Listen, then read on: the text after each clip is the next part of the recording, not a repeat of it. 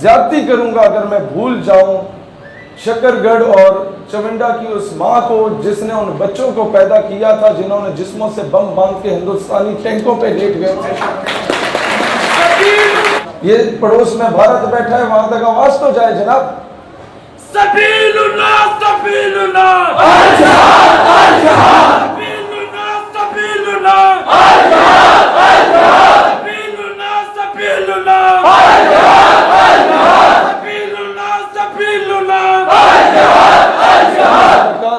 میرا ایک دوست ہے برطانیہ کا, وہ مجھے کہتا ہے کہ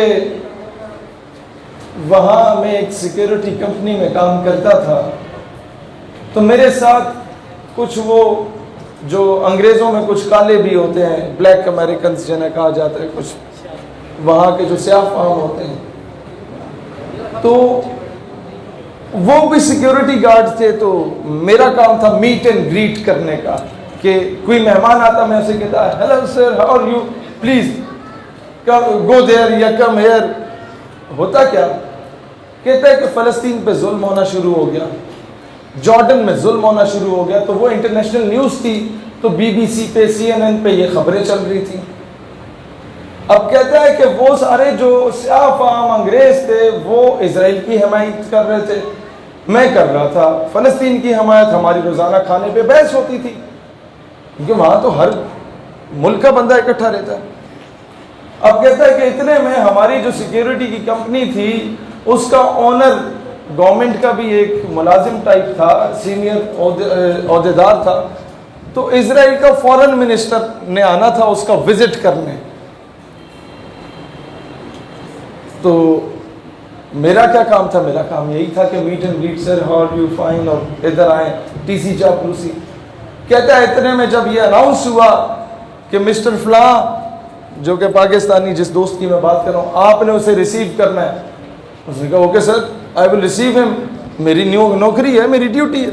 کہتے ہیں اتنے میں وہ آ گئے سارے جو میرے ساتھ بحث کرتے. کہتے ہیں اچھا جی آج وہ آ رہے ہیں تو آج سلوٹ کرو گے, وقت سلام کرو گے, وہ ٹی سی چاپلوسی کرو گے. کہتے ہیں بس اس کا یہ کہنا تھا کہ میں نے کہا نو آئی ول سلیپ ہم, میں نے چڑھ مار دیں گا. کہتا ہوا کیا کہ وہ ادھر سے بھاگا, مینیجر کو بلایا. مینیجر نے کہا کہ کیا ہوا. وہ انگریز کہتا ہے کہ مینیجر صاحب I swear to Allah, I swear to God that he said that I will slap him. میں قسم کھاندہ اللہ دی اس آکھیا بھی میں تھپڑ مار دیاں گا.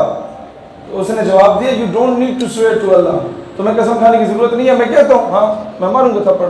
کہتا ہے مینیجر کی ہوائیاں اڑی, اس نے پکڑا لے گیا, مجھے کمرے میں بند کیا, اپنے باہر سے تالا لگایا. اس کے اوپر بھی ایک کیمرہ لگا ہوا تھا اور سامنے وہ ٹی وی پڑا ہوا تھا جس میں باقی کیمراز آ رہے تھے. کہتا اب میں کچھ کر تو سکتا نہیں تھا, کمرہ خالی تھا, ایویں میں ہاتھ پاؤں میرے باندھے ہوئے تھے, تو میں اس ٹی وی کی طرف ہی دیکھ رہا تھا کہ جس میں سارے ریزلٹس آ رہے تھے.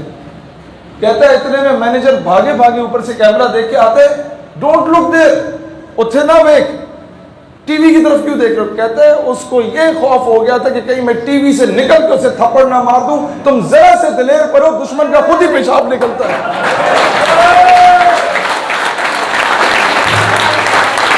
لہذا میں اپنی افواج سے, اپنی گورنمنٹ سے کہتا ہوں تمہیں اگر لشکر نہیں بھیجنے, فی الحال میں جانتا ہوں کہ کیا تقاضے ہیں, وہ نہ بھیجو. یہ جو اسٹاک پہ غوری میزائل بنایا ہوا ہے اس پہ کپڑا ہی مار دو نا, تو آدھا کشمیر ایسے ہی واپس مل جانا ہے تمہیں. میں کٹن سیکٹر اور کرن سیکٹر میں گیا آزاد کشمیر میں, تو میرا اکثر میرے بڑا اللہ کی کرم نوازی ہے جو مجھے موٹیویشن ملتی ہے نا کہ بغیر سیکیورٹی کے ہم پھر رہے ہوتے ہیں. جب چاہے کسی وزیر اعظم کو سنا دی, جب صدر مملکت کو سنا دی, جب وہ الٹی سیدھی حرکت کرے, جب چاہے امریکہ سے پنگا لے لیا, جب چاہے جا کے ڈپلومیٹک انکلیو بند کر دیا, کوئی خوف ڈر ہی نہیں. تو اس کی ایک تو سب سے بڑی وجہ یہ ہے کہ میرے آقا میری بات بنائے رکھے ہیں صلی اللہ علیہ وسلم, اور بعد میں ایک وجہ یہ ہے کہ میرا ہر دوسرے تیسرے دن ان لوگوں سے ملنا ملانا ہوتا ہے جو کشمیر میں جہاد کر کے آئے, تو ان سے مجھے وہ موٹیویشن ملتی ہے. میں آپ کو ایک سچی بات بتاؤں, کوٹن اور کرن سیکٹر میں جب آزاد کشمیر وزٹ کیا, اکثر اس طرح کے وزٹ ہوتے ہیں, آپ نے خطاب کرنا ہوتا ہے, اکثر اس طرح کے وزٹ ہوتے ہیں کہ آپ ویسے جاتے ہیں, ذرا حالات کا جائزہ لے کے آتے ہیں. تو مجھے وہاں پر جو لوکلز ہیں وہ یہ کہہ رہے تھے کہ جب یہاں پر برف جمتی ہے اور ہمارے مجاہدین بارڈر کراس کیا کرتے تھے ماضی میں, مجھے کمانڈر الیاس کاشمیری کا, آپ میں سے کوئی جانتے ہیں انہیں؟ الیاس کاشمیری شہید. میں اب کیا کیا رونا رہوں کہ ہم لوگوں نے اپنوں کے ساتھ کیا کیا ظلم کیا. خیر, ان کے ایک بڑے قریبی ساتھی مجھے ملے, کہتے ہیں کہ جب ہم لوگ بارڈر کراس کر کے جاتے تھے, اب یہ میں فوج کی بات نہیں کر رہا, فوج تو ٹرینڈ ہے, وہ تو دنیا کی بہترین آرمی ہے, صرف ان مجاہد کی جنہیں چند مہینوں کی ٹریننگ ملی, سول ٹریننگ ملی, اور وہ خود سے ہی انہوں نے ٹریننگ کی. کہتا ہم جب بارڈر کراس کر کے جاتے تھے تو وہ بنیا ہمیں یہ کہتا تھا, ہندوستانی پوسٹ پہ جو کھڑا ہوتا تھا, کہ بھگوان کا واسطہ ہے ہماری پوسٹ کو چھوڑ دو, ہم تمہیں کچھ نہیں کہیں گے, آگے جاؤ, آگے مارو, ہونے مارو. لہٰذا آپ ذرا سے دلیر ہونا, دشمن خود ہی بزدل ہو جاتا ہے. یہ قدرت کا قانون ہے. اور یہ بات غلط ہے جو ہمیں آ کے بتایا جا رہا ہوتا ہے کہ اسلام کہتا ہے کوئی ایک گال پہ تھپڑ مارے تم دوسری گال آگے کر دو. نہیں نہیں نہیں, اسلام کہتا ہے قرآن کا قانون ہے, خون کا بدلہ خون ہے, کوئی ایک لگائے رکھ کے دو چماٹ مارو. آپ کیوں جھک رہے ہو کفر کے آگے؟ جہاں یہ امن کا درس دیتا ہے وہاں پر کبھی اسلام نے یہ نہیں کہا کہ مسلمان ماں بہن بیٹی کی عزت کو پامال کیا جا رہا اور تم چوڑیاں پہن کے بیٹھ جاؤ. اسلام تو پورے پورے لشکر روانہ کر دیتا ہے سندھ محمد بن قاسم کی صورت میں.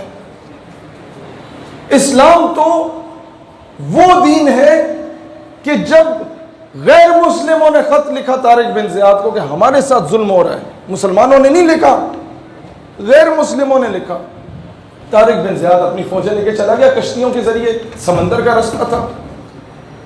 اب جب دشمن کا لشکر دیکھا تو 10 گنا بڑا تھا.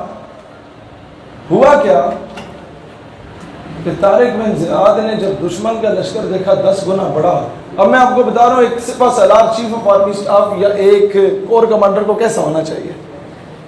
ہمیں اپنی تاریخ پڑھنی چاہیے نا. ہمیں پڑھایا مصطفیٰ کمال اتاترک, ہمیں اٹھا کے پڑھایا وہ یہی چودھری صاحب والی بات, وہ انگریزوں کے کتے نہلانے والے ہمیں آ کے نصاب میں پڑھایا جاتا ہے. ہمیں پڑھایا جاتا ہے سنڈریلا ماں باپ سے چھپ کے بھاگی بوائے فرینڈ کے ساتھ. طارق بن زیاد کے سامنے جو لشکر تھا دشمن فوجوں کا وہ کوئی 10 گنا بڑا تھا.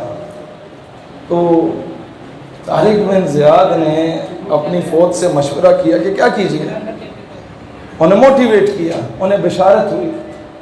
اب کور کمانڈر کیا کرتا ہے, کور کمانڈر طارق بن زیاد واپس جانے کا جو رستہ ہے وہ کشتیوں کا رستہ ہوتا ہے, وہ کشتیوں کو آگ لگا دیتا ہے اور کہتا ہے یا میں غازی ہوں گا یا میں شہید ہوں گا. یہ ہے آپ کے اکابرین, یہ چیز اپنے بچوں کو پڑھائیں. اور تیسری چیز,